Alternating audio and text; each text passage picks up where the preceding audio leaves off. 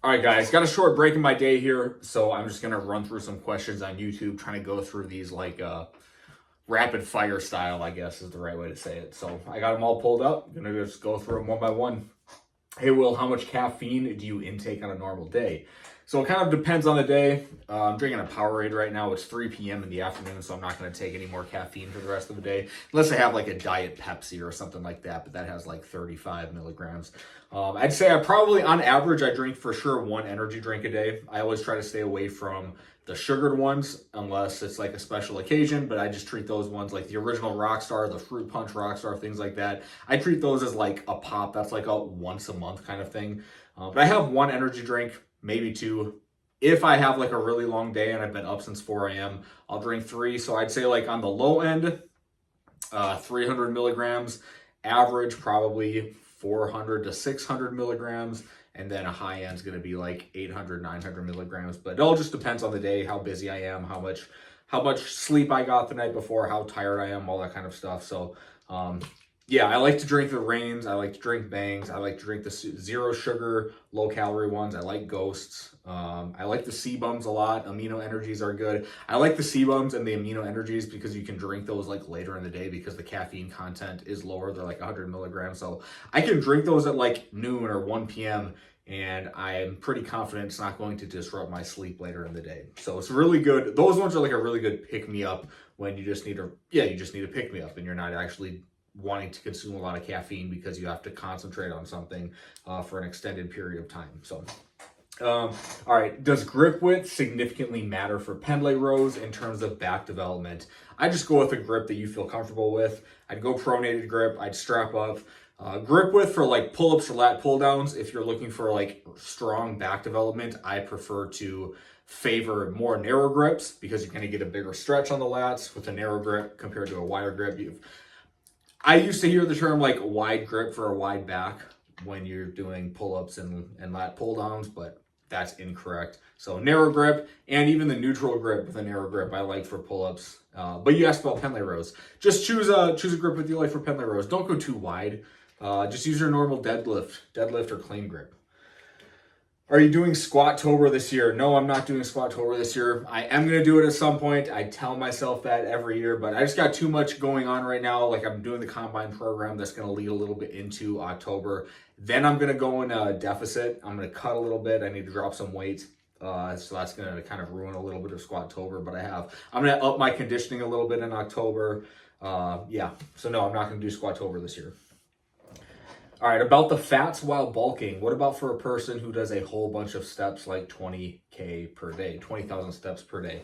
I guess I would still try to consume as minimal fats as possible. I don't think it, just because you're moving more and you have more active calories that you're expending, I wouldn't consume more fats. I would just use that, if you're trying to get more calories because you're more active, I would just try to do it in the form of carbohydrates. But like I said, if you're cutting weight and you're in a deficit, having a little bit more fats in relationship to your carbs and your proteins, I don't think matters because you're in a deficit anyways.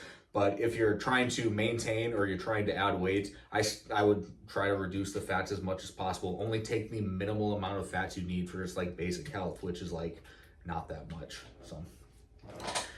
But yeah, I mean, if you're super active and you have a little bit more fats, that's fine. It's not a big deal. What squat shoes do you recommend? Oh, I guess for like, here, going back to the fats thing. If you want to add a little bit more fats, I would consume the fats in butter, in nut butter, in cooking oils, a little bit of peanut butter if you want to add some peanut butter to your yogurt or add some peanut butter to a shake or add some peanut butter to an English muffin, things like that. So that's where I would get the extra fats in. I guess peanuts a little bit, but peanuts I don't really like, honestly, because a serving size of peanuts is a quarter of a cup, and that's 170 calories. All depends on like what brand of peanuts you're getting to, but 170 calories for a quarter cup of peanuts, the volume of food is just so low. Like that's something that you can easily over snack on. Yeah, I guess just more thoughts on it. All right, what squat shoes do you recommend for someone who's never worn them? I like the Adidas ones. I've had Adidas Adi Powers and I've had Nike Romellos.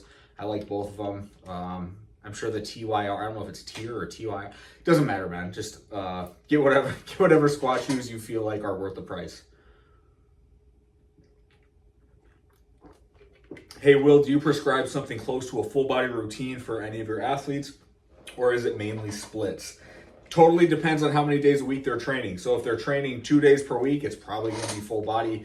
If they're training 3 days per week, depending on like if they're doing Monday, Thursday, Friday, or Monday, Tuesday, Friday, or Monday, Tuesday, Thursday, or Monday, Wednesday, Friday, it depends on what training days they have in the week. But generally it's going to be full body. But if they're going to go like Monday, Tuesday, Friday, I'll probably go lower, upper, full body. Or if they're going to go Monday, Thursday, Friday, I'll probably go full body Monday, upper Thursday, lower Friday. So it just depends. If they're coming in 4 days a week, which most of my clients don't do 4 days a week, but some do, I'm probably going to go upper, lower split. I had a basketball player, high school kid, he goes to IMG Academy. He comes in Monday through Thursday. So Monday, Tuesday, Wednesday, Thursday. So I do an upper, lower split with him. It was Mondays and Wednesdays we would sprint and do upper body. And then Tuesday, Thursday, we would do plyos or jumps and then lower body. And that's just the way I split it up, and it worked well for him. If you were running a push-pull legs split, what day would you place the power cleans on? I don't snatch or jerk. Oh, that's a good question. Let me think about that. I guess it probably doesn't matter because I wouldn't consider power cleans. I wouldn't think power cleans are going to affect the performance of pushing exercises, pulling from the floor. I guess I probably wouldn't do it on days you're pulling from the floor. If you're going to deadlift, I wouldn't. Or by a pull. Are you deadlifting? Are you deadlifting on leg day, or are you deadlifting? Maybe you're not deadlifting at all, or you're deadlifting on the pull day. I'd have to see the entirety of the program, I guess, dude. But you're probably safe to put the power cleans on push day for sure. You're probably safe to put the power cleans on your legs day. Unless you're deadlifting on legs day, I probably would stay away from power cleans if you're going to deadlift right after. But you can power clean from blocks and it'd be just fine. But power cleans going into squats, totally fine. It's going to potentiate you. It's going to give you. You're probably going to need less warm-up sets going into squats if you're power cleaning before squats. But if you're doing a push day, so let's just say you're bench pressing, overhead pressing, and then dumbbell incline pressing or something on a push day, or doing triceps work, power cleans would be a great time to throw that in too. Getting something athletic in while doing the bodybuilding, or I don't know, it'll work. All right, last question here because I got to go pretty soon. Thoughts on the Houston men's basketball 1 mile conditioning test? I love it. I love it. I don't know Alan Bishop. He's the strength coach for Houston men's basketball. Never talked to him before. Well, we've interacted online a little bit. And obviously all I see is social media clips. I've heard him speak on podcasts before. But I've never it's hard to say I think he does a really good job if I've never actually observed him in the environment for an extended period of time. But it's from what I see, I feel like he does a really good job. I like the stuff he puts on social media. I think he has a very good rationale for why he does everything. So I guess I don't know in real life what it actually looks like when he implements everything. But I think the 1 mile conditioning test for basketball is awesome. If I ever get back into college strength and conditioning and I'm working with a men's basketball team, I probably would do it. There's a lot of good data to suggest that the faster you can run a mile, the better your cardiovascular, but the better your VO2 max is, your cardiovascular health is a lot better. It suggests that your longevity is going to be higher. So yeah, I'm a fan of it. I don't really have much more to say, but that's all I got for the video, guys. I got to get going. Thanks for watching.